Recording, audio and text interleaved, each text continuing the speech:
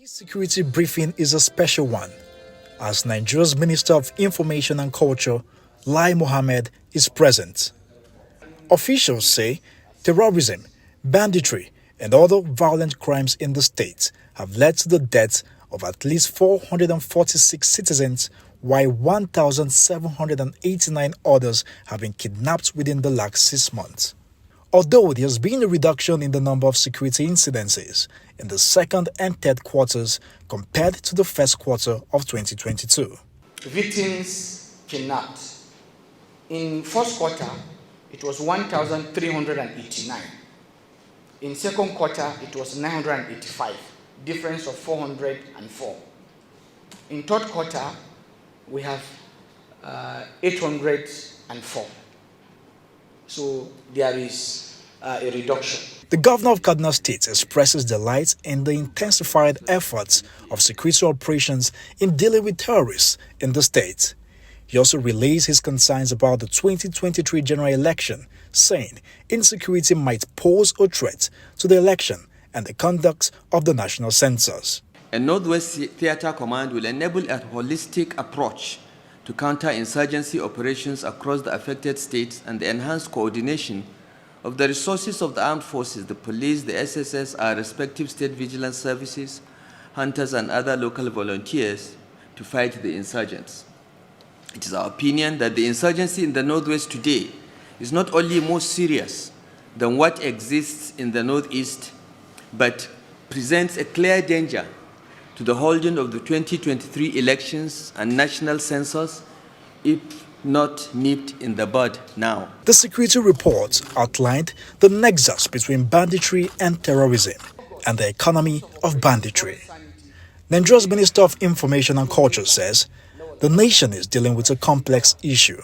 If fighting terrorism is a simple matter of shooting and gunning down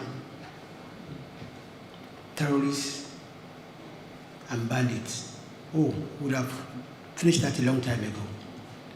But you can see from the presentation today that we are dealing with the whole of society complex issues. Heads of security formation present reassure citizens of their commitment to ensuring stability in the country.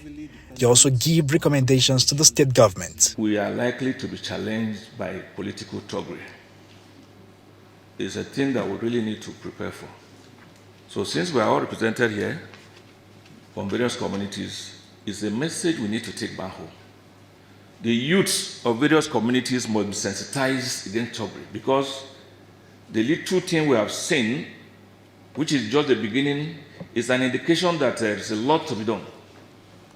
Hence, they should be sensitized. We want to sensitize the public on new trends in the tactics of criminal elements and dissident groups, especially on the use of improvised explosive devices.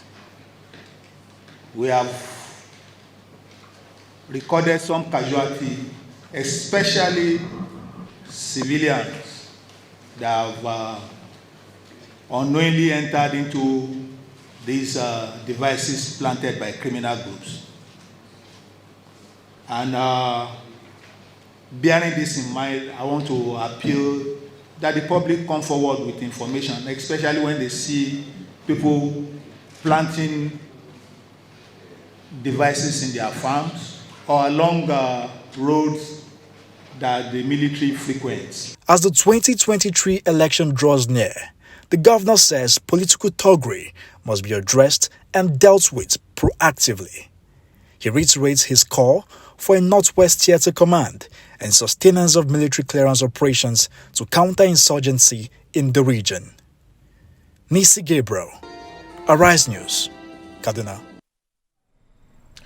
Nigeria's Information Minister Lai Mohammed says the security alert issued in October by the United States Embassy in Nigeria has terrorized Nigerians and set the nation into a panic mood. Well, the minister, who addressed the security gathering in Kaduna, acknowledges America's right to issue an advisory to its citizens, but says, quote, it must not be to the extent of scaremongering. Has been the intention of this security alert or this travel advisory, what it has done is that it has terrorized our people and it has set the nation in a panic mode.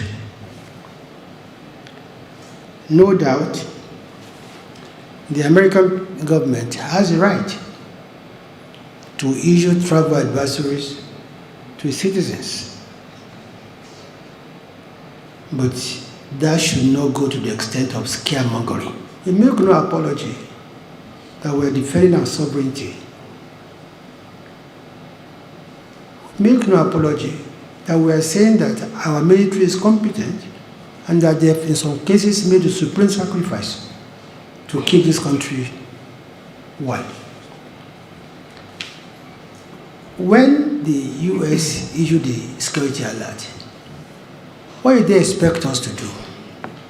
To tell Nigerians to run away?